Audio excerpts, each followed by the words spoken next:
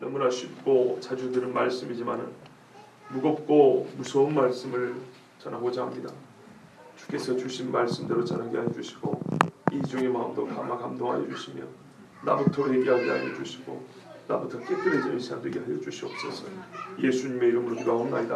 아멘. 너희는 옛사람에게서 간음하지 말라. 너는 간음하지 말라고 한 말씀을 들었으나 내가 너에게 말하노니 음욕을 품고 여자를 바라보는 자는 누구나 그의 마음에 이미 간음하였느니라 이렇게 말씀했습니다. 간음하지 말라는 출애굽기 20장 14절 10계명 제7계명으로 주신 명령입니다. 그래서 간음이라는 것은 정당한 부부관계가 아닌 남녀가 서로 성관계를 하는 것을 의미합니다. 그러나 예수님은 하나님 나라의 실제를 기준으로 간음의 본래 의미를 가르쳐 주셨습니다. 팔복에 보면 하나님 나라의 질서가 있는데 마음이 청결한 자는 복이 있나니 저희가 하나님을 볼 것이요 그랬습니다. 하나님을 본다는 말은 방향을 바꿔서 말하면 내가 이렇게 보는데 방향을 바꿔 말하면 하나님께서 사람을 봐주신다는 말입니다. 바라봐 주신다는 말입니다. 이해가 되시죠? 하나님을 볼 것이요. 내가 하나님을 본다 그랬지만은 하나님이 나를 봐주신다는 말씀입니다. 또 하나님께서 마음이 청결한 자에게 자신을 드러내어 나타내 주신다는 말씀입니다. 하나님이 등을 돌려버리거나 얼굴을 돌려버리면 볼래야 볼 수가 없습니다. 마음이 청결한 자에게는 하나님께서 친히 얼굴을 이렇게 드러내서 나를 봐라 이렇게 하신다는 말씀입니다.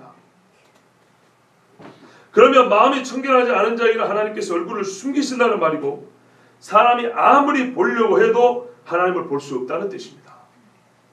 기준은요, 마음이 청결하냐 청결하지 않냐 여기에 있습니다. 예수님은 행위에 앞서서 마음에 부정한 것, 곧 음욕을 문제 삼으셨습니다. 주제는 간음인데 10계명이 말하는 성관계, 행위를 말하기 전에 마음을 말씀하셨습니다.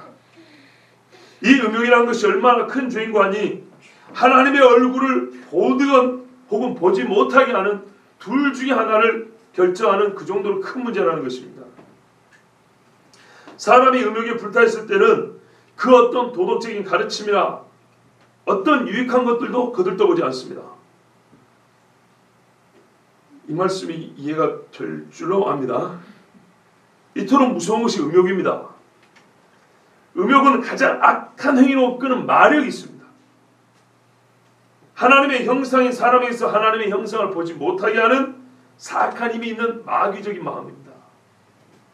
다시 말하면 마음으로 음욕을 품는다는 것은 상대 이성을 비인격적이고 성적 욕구를 해소하는 대상으로만 여긴다는 것입니다. 인간이 단순히 성적 욕구의 대상으로 바꿔질 수 없음에도 불구하고 음욕은 성을 상품화하는 동기를 제공하여서 결국 사람이 가지고 있는 성과 사람의 인격을 분리시켜버립니다. 간음이란 인격과 분리된 성만으로 누리려는 욕구에서 나타납니다. 사람에게서는요, 성을 분리할 수 없습니다. 사람은 본래 성적인 존재입니다. 사람은 사람이기 때문에 인격적 존재입니다. 사람이 사람이 되기 위해서는 인격이면서 성을 갖고 있어야 됩니다. 예. 그렇기 때문에 이 두 개가 분리될 수 없습니다. 말하자면 사람의 성을 취할 때는 그 사람의 인격도 취해야 된다는 얘기입니다. 인격과 성은 분리해서 취하거나 버릴 수 있는 것이 아닙니다. 인격을 상대하지 않기 때문에 이걸 분리해 놓은 다음에 인격은 상대하지 않고 성만을 상대한다는 것이죠. 인격을 상대하지 않기 때문에 인격적인 관계에서는 수고나 인내나 헌신이나 용서와 사랑 이런 건 필요가 없습니다. 그러니까 성만 돈 주고 살 수 있잖아요. 여러분 돈 주고 사랑 삽니까? 돈 주고 진짜 마음의 쏟아는 그 헌신이라는 걸 살 수가 있습니까? 인격을 상대하지 않는 성에는 결코 언약도 나올 수 없습니다. 이것이 중요합니다. 하나님이 우리에게 언약을 맺으셨습니다. 이 언약은 우리가 인격적 존재이기 때문에 가능한 것입니다. 보십시오. 하나님과의 관계는 인격이고요. 하나님과 관계에서 언약이 있습니다. 언약은 인격이 있기 때문에 가능하고요.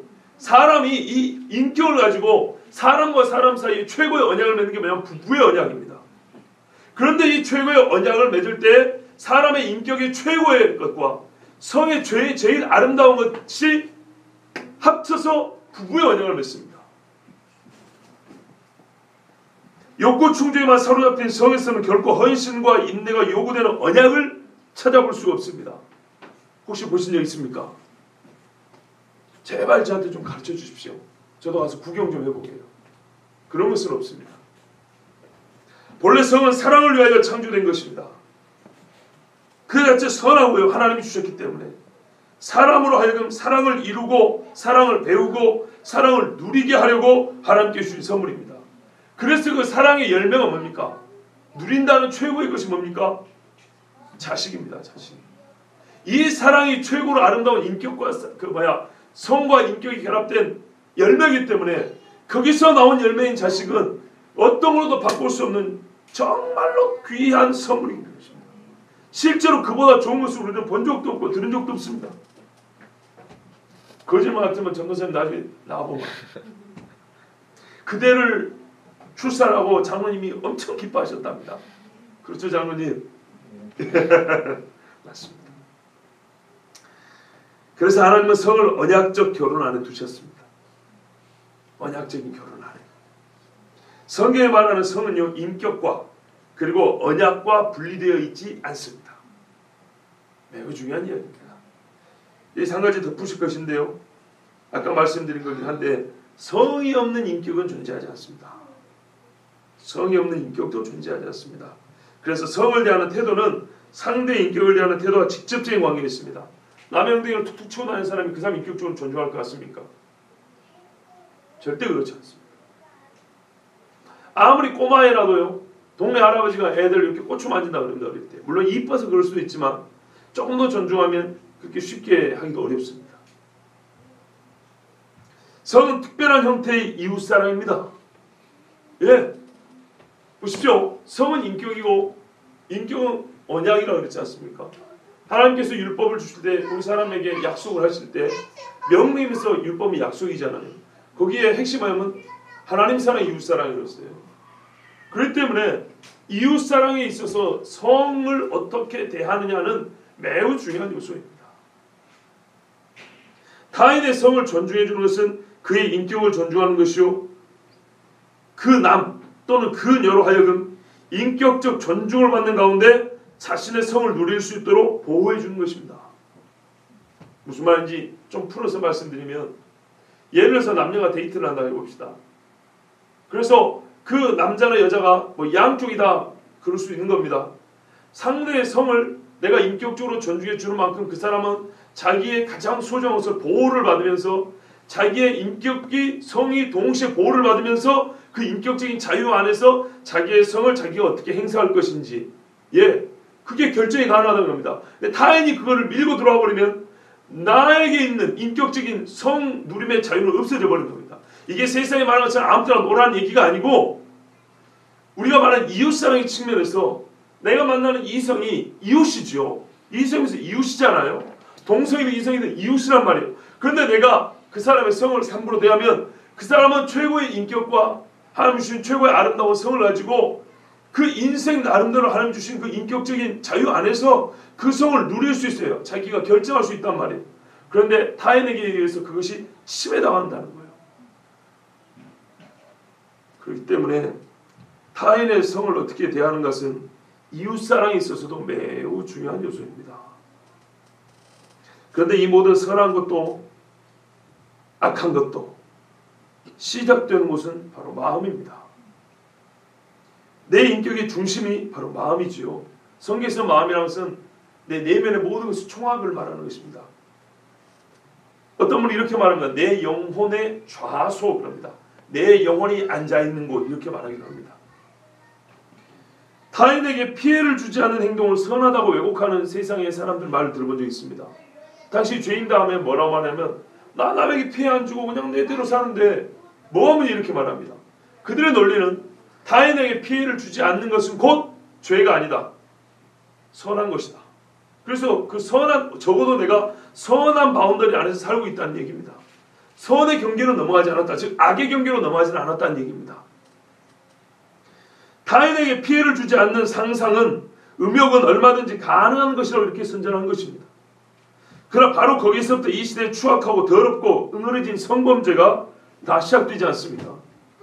갈수록 더욱 악하고 잔인하게 그렇게 나타나고 있지 않습니까?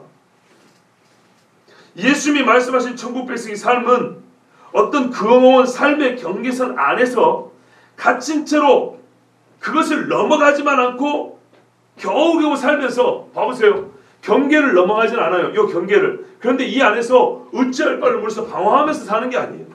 경계만 안 넘으면 그래 네가 옳게 산다 이렇게 말하는 게 아니에요. 경계를 넘어가지 않을 뿐만 아니라 이 안에서 무엇이 옳은지 그른지 좌충우돌 방황하는 것이 아니라 딱 부러진 신념을 가지고, 믿음을 가지고 자유롭게 살아가는 거예요. 경계선이 있는데도 있는 듯 없는 듯 이 안에서 자유롭게 살아가는 거예요. 이게 우리 예수님 말씀하신 천국 백성의 삶이란 말입니다. 그런데 마치 우리가 율법보다 더 험한 울타리를 쳐고 전기 울타리 쳐놓고 예수님이 더 엄격하게 말해서 음욕을 품으면 안 된대, 음욕을 품으면 안 된대, 그래서 어지리찌리 음욕을 품으면 안 돼, 이렇게 사는 게 아니에요. 우리 주님이 성령이 감동을 주면은 이것들을 해서 안 된다고 의식을 안 하더라도 자연스럽게 거룩하고 깨끗한 생각을 하면서 자유롭게 살 수 있다는 말입니다. 그래서 중요한 게 뭐냐면 이 마음의 문제예요. 마음의 문제. 율법주의자들에게서는요, 경계가 최고의 관심이었어요. 너 딱 선 넘었어, 이게 문제였어요. 그런데요, 성경은요, 죄에 대하여 1차적으로 상태를 문제 삼습니다. 상태. 육체적인 발이, 손이 넘어갔냐 안 넘어갔냐를 떠나서 그의 상태가 어떠냐를 따집니다. 이것이 성경이 말하는 죄입니다. 그리스도인의 삶은 경계선이 있는 듯 없는 듯 그 안에서 자유를 누리는 삶입니다. 예수님이 또 말씀합니다. 만일 네 오른쪽 눈이 범죄하면, 실족하게 하면 빼버리라고 하겠습니다. 빼서 던져버리라고 하겠습니다. 만약에 네 지체 가운데 하나가 절단지에 떨어져 나가더라도 지옥에 온몸이 던져지지 않는 것이 낫다. 만약에 네 오른쪽 손이 너를 실족하게 하면은 잘라서 던져버리라고 했습니다.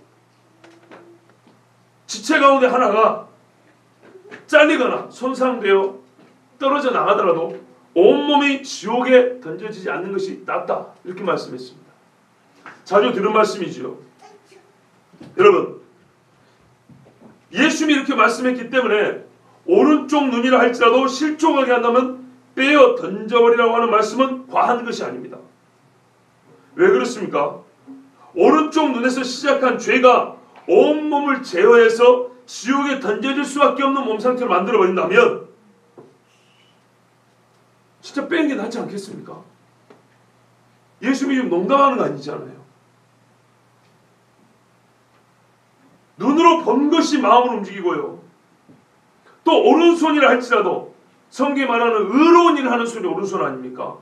의로운 일을 하는 오른손이라 할지라도 나를 실족케 한다면, 그러니까 실족은 죄에 지어서 지옥에 빠진 거죠. 멸망하게 하는 거죠. 오늘 본문은 간음과 음욕을 말하기 때문에 오른손이 나를 음욕에 빠지게 한다면 잘라버리라 이렇게 말씀합니다. 나도 모르는 사이에 음욕에 사로잡히면 나도 모르는 사이에 이 오른손이 자꾸 죄를 범한단 말입니다. 차라리 그럴 것 같으면 이 죄 때문에 내 온몸이 굴레 갇혀서 살 것 같으면 지옥에 던질 수밖에 없으니까 잘라버리라 이렇게 말합니다. 우리의 상식과는 많이 다른 판단이고 판결입니다. 음욕은 한마디로 지옥길이라고 선언하는 것입니다. 내 지체 가운데 하나가 손상되는 것이 내 온몸이 지옥에 던져지는 것보다 낫다. 한글 킹제임스 번역은 이렇게 번역이 되어 있어요. 내 지체 가운데 하나가 손상되는 것이 내 온몸이 지옥에 던져지는 것보다 낫다. 우리 번역에는 뭐라고 되어 있습니까? 내 백체 중 하나가 없어지고 온몸이 지옥에 던져지지 않는 것이 유익하니라. 예, 같은 말이죠. 근데 이 참 이제 중요한 이야기를 또 하나 드리겠습니다. 잘 들으십시오.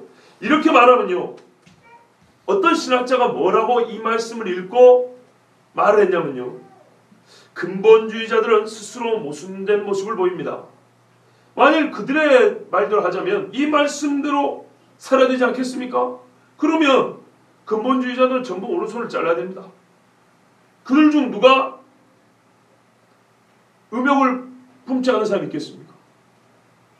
그 근본주의자들에 따르면 오른손도 잘라버려야 되고 눈도 빼야 되는데 나는 아직까지 오른손 자르는 근본주의자 한 명도 본 적이 없어요. 오른눈을 빼는 근본주의자도 한 명도 본 적이 없어요 하면서 시시렇게 웃었어요. 조롱했어요. 자, 신대원 1학년 때 저한테 헬라어를 가르쳤던 당시에 막 신학학 박사를 받아온 그 선생이 그 이야기를 했어요. 그때는 교수가 아니니까. 강사인데. 이분이 지금 교회 개척고 목회하고 있습니다. 그런데 그분이 이렇게 말했어요. 이 말씀을 가지고 뭐라 하냐면 근본주의자들은 거짓말쟁이라고. 근본주의자들 말들 할 것 같으면 자기 손을 잘라야지. 근데 말씀대로 하면서 손 안 자르더라는 거예요. 어쩔까요? 잘라야 될까요? 잘라야죠. 잘라야죠.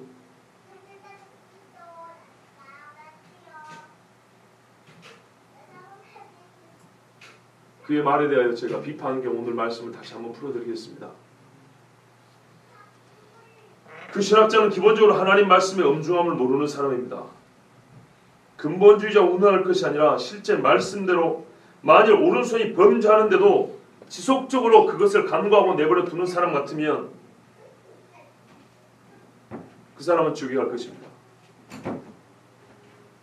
정말 그 사람이 죄를 벗어나고 싶어서 안달이 난 사람 같으면 손을 자르는 것 외에 다른 방법이 없다고 생각한다면 그저 잘라야 정상입니다. 우리는 지옥을 너무 우습게 보는 경향이 있습니다. 여러분, 지옥이 어떤 곳이라고 생각합니까? 지옥에서의 일부는 이 세상 어떤 곳, 어떤 상황에서 어떤 고통보다 어떤 고통을 1000년을 당하는 것보다 훨씬 더 무섭고 끔찍하고 고통스러운 것이 지옥입니다. 아무리 이 땅에 고통이 많아도 아직 여지껏 하나님의 존재가 느껴지지 않는 곳은 아닙니다. 느껴집니다. 하나님이 주신 빛은 여전히 비치고 있는 곳입니다. 그 안에서 우리는 고통을 당하고 있습니다. 그러나 지옥은 이런 게 없어요. 그런데 팔을 하나 자르고 눈을 하나 뺏어라도 그 지옥에 들어가지 말란 예수님의 엄중하고 진지한 경고를 그렇게 가볍게 취급하고 웃는다. 물론 근본주의자들을 욕하고자 하지만은 진짜 이 말씀을 엄중하게 생각했다면 그들에 대한 비판을 할지라도 그렇게 웃으면서 말하면 안 됩니다. 저는 좀 극단적으로 이렇게 표현합니다. 그 신학자는 하나님 말씀을 똥으로 하는 것이냐?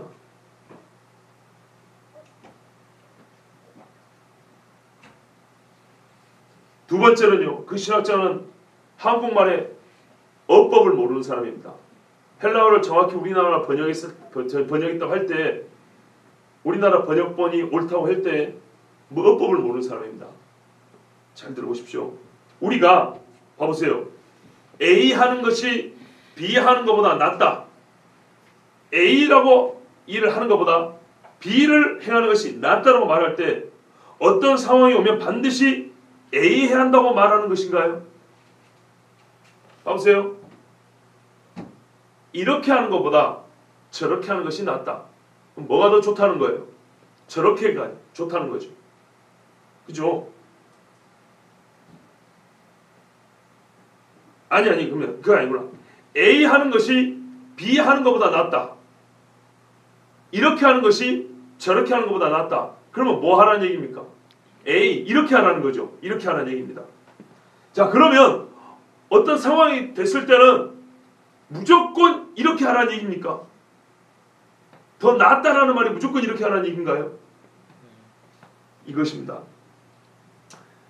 반드시 이렇게 A 해야 한다는 말보다는 꼭 B를 하지 말라는 것이 더 강한 겁니다. 잘 들으십시오. 이렇게 하는 것이 저렇게 하는 것보다 낫다라고 충고를 할 때는 반드시 이렇게 해야 된다기보다는 저렇게 하지 않는 것이 낫다라고 하지 말라고 이 뒤에다 강조를 주는 겁니다. B 하지 말라고. A 하는 것이 B 하는 것보다 낫다. 봐보세요. 버스를 타는 것이 지하철 타는 것보다 낫다. 그럼 무슨 말인가요? 반드시 버스를 타라는 얘기입니까? 아닙니다. 두 개를 비교할 때는 지하철 타지 말라는 것에 더 강조를 주는 겁니다. 반드시 A 하라는 데 강조가 있는 것이 아니라 무슨 일이 있어도 B는 하지 말라는 겁니다. B는 하지 말라고. 그러므로 A 하는 일이 있을지라도 그것마저도 감수하고 B를 하지 않는 것이 더 낫다는 겁니다. 즉 내 지체 중 하나를 자르고서라도 자르는 것이 지옥 가는 것보다 낫다. 무슨 말이죠? 여기서 요점 뭡니까? 지옥까지 말하는 겁니다. 지옥까지 말하고 지옥 가지 않는 것이라면 백체를 자르는 것도 괜찮다 이런 말이죠. 그럼 여기는 다른 것도 그러세요. 재산을 다 팔아도 괜찮다. 뭐죠? 건강을 다 잃어도 괜찮다. 그렇죠? 예, 여기는 뭐라도 다 들 수 있네. 이것이 움직이지 않는 겁니다. 지옥에 가지 말라는 겁니다. 요점은 지옥에 가지 말라고요. 이해되시죠? 예, 지옥에 가지 않기 위해서는 무조건 잘라야 된단 말이 아니에요. 만약에 잘라서라도 지옥을 안 갈 수 있다면 자르라기는 이 말은 맞는데 반드시 자르는 것밖에 방법이 없다 그런 말은 아니에요. 내 지체 가운데 하나가 자르는 것, 내 지체 가운데 하는 것을 자르는 것이 A입니다. 네 온몸에 지옥에 던져지는 것보다 낫다. 이 지옥 가는 것이 B입니다. 그럼 무슨 말인가요? 네 지체 중 하나가 나를 실족하게 할 때에는 지옥에 던져지지 않도록 그 지체를 하여금 죄를 짓지 않도록 해라. 만약에 그 지체를 절단하는 일이 있더라도 지옥에는 절대 빠지면 안 된다는 얘기를 하는 겁니다. 반드시 앞에 걸 한다는 게 아니라 꼭 뒤에 것은 있으면 안 된다 이런 말입니다. 한 가지 더 근본주의자에 대한 정의를 똑바로 해야 됩니다. 본래 근본주의자라는 말은요 19세기에 본격적으로 신학계에 확산된 이성주의적 성경 해석, 이성을 넘어가면은 안 믿어요. 인본주의적 신관, 하나님을 인간적으로 생각을 해요. 여기에 대항해서 그들이 그러다 보니까 하나님 말씀 권위를 아주 무너뜨려 버렸거든요. 사람의 글로 본 겁니다. 그래서 그것이 아니다. 성경은 하나님의 말씀이다 하고 근본으로 돌아가자. 말씀의 근본으로 돌아가자 하고 성경의 권위를 하나님의 말씀으로 인정하고 철저히 성경대로 살자라고 말하던 사람들이 근본주의자들입니다. 원래 그게 근본주의자입니다. 그런데 시간이 흐르면서 이 말씀의 권위를 인정하는 사람들 중에 좀 지나친 사람들이 있었어요. 이스라엘과 새롭게 된 예수 믿는 사람들을 구분하는 사람도 있었고요. 시대와 시대를 너무 이렇게 좀 특별한 의미를 두면서 구분하는 소위 세대주의자들이라는 사람들이 생겼어요. 그 사람들을 또 다른 의미에서 근본주의자라고 합니다. 지나치게 문자주의 사람, 성경에서 비유로 말한 것도 비유인지도 모르고, 예?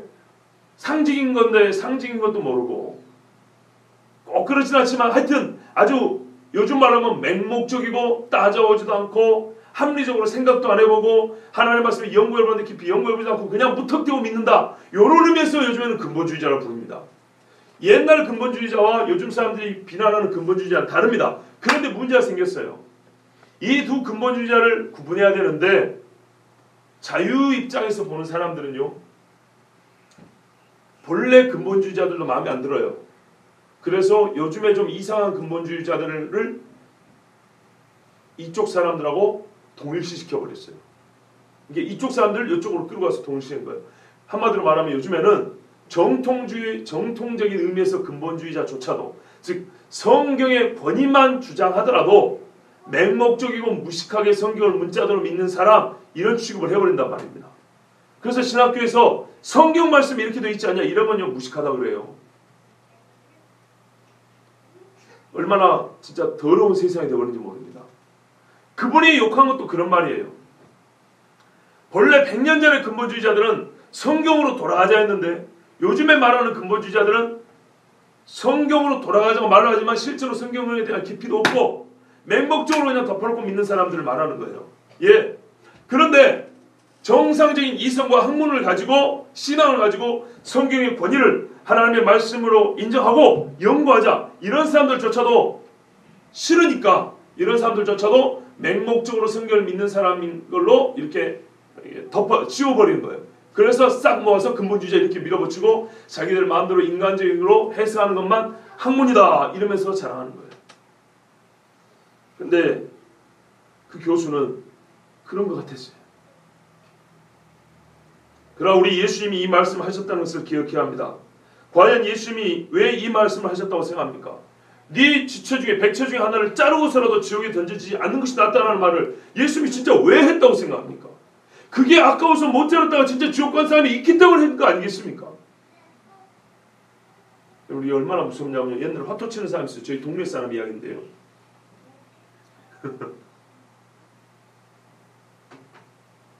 동네 어떤 아저씨가 있었어요. 화투를 친다 이렇게. 저번에 말씀드렸는데 화투를 치는데 하나님이 안 되었다고 부인이 예수 믿고 기도하는데 안 돼요. 화투를 못 끊어요. 그래서 막 기도했는데 안 되었는지 사고로 손이 나가 버렸어요. 자, 그럼 화투 어떻게 칠까요? 뭐 땡인가 이런 건 2장 갖고 되는데 일반 고스톱 어떻게 칠까요? 땅바닥에 엎어놓고요. 팔꿈치 끼워요. 이러고 끼워놓고 쳐요. 이러고. 여차하면 팔목 나갈 수 있는 게. 여러분 사람이요 그렇게 이게 사람이 사람을 알아야 됩니다. 손목이 날아가도 화투를 못 끊습니다. 화투 자체는 도박에 사로잡힌 마음을 못 끊는다는 얘기입니다.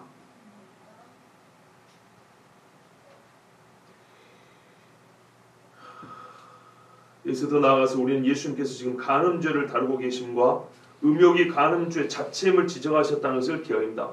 그러면서 지금 손 이야기하고 눈 이야기를 했어요.